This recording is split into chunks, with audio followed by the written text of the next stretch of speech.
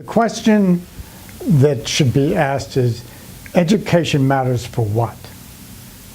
Okay, I always start with outcomes and say, for a birth cohort of children, what do we want as the minimal outcomes for them in terms of our investments? What do we want our investments in children, whether it's through schools or preschool or healthcare or whatever, what do we want it to achieve? Okay, and I think that we want to achieve basically 3 or 4 things, okay? We want to invest in children, first, so that they're safe as children. We don't want them to be abused or neglected, injured by their parents or by others as children. So that's one outcome that we're looking for. A second outcome that we want for children is that they acquire the skills, both cognitive and behavioral and emotional, that enable them to at least enter adulthood with the abilities to become self-sufficient, to be able to get a job and remain self-sufficient. In order to be self-sufficient, you have to do 3 things at a minimum. Graduate high school, not get heavily involved in delinquency, and not have a child before age 19. That virtually everybody who does those 3 things is self-sufficient as an adult. They don't live in poverty. The third thing that we would like is self-sufficiency and not being in poverty is kind of a minimal outcome, as is safety. I mean, we obviously want it for everybody, but we want more.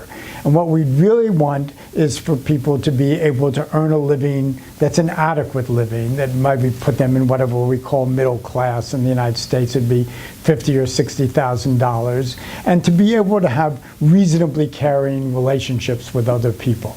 I mean, those are the 2 basic things that we want there.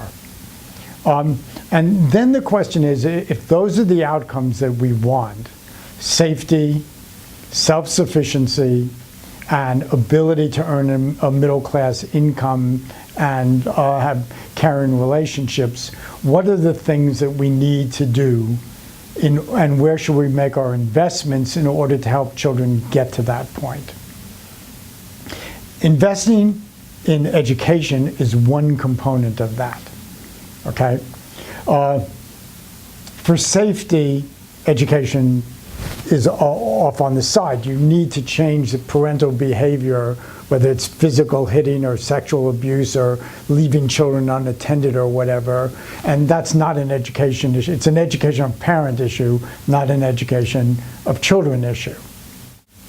The next outcome, which is to become self-sufficient, which requires graduating high school, not becoming a teen parent, that while education certainly is important, the critical importance for that is the quality of parenting a child receives between ages 0 to 5, because the quality of parenting lays the groundwork for the children to be able to utilize education.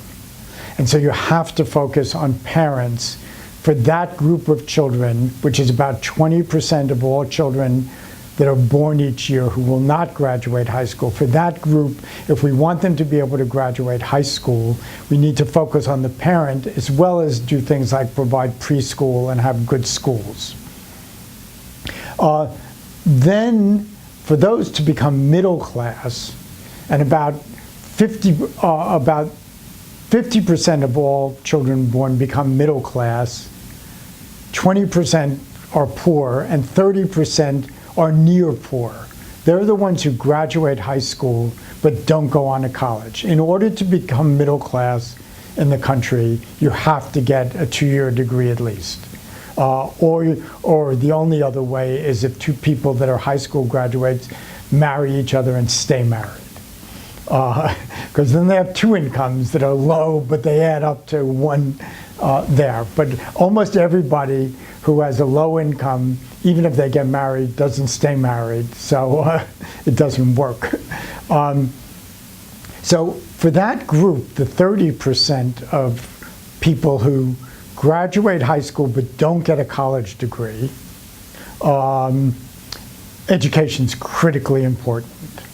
And that's where it focuses. So for the children that are going to be born next year, if they look like the children born previously, about 50% of them will not only graduate high school, they will also graduate college and get a 2-year degree. And they'll do fine, and our existing system actually works okay for them. Their parents and their schools make them fine. For 30% of the children born next year will graduate high school but not go on to college, and the education system, including preschool, could be improved enormously to get them there. The 20% who drop out of high school, you need both major changes in the education system. There are big dropout factories and schools that are not doing well. Discipline policies push a lot of kids out of school, but a lot of those problems are preceded by not having adequate groundwork laid by the parenting they received when they're 0 to 5, and that has to change also.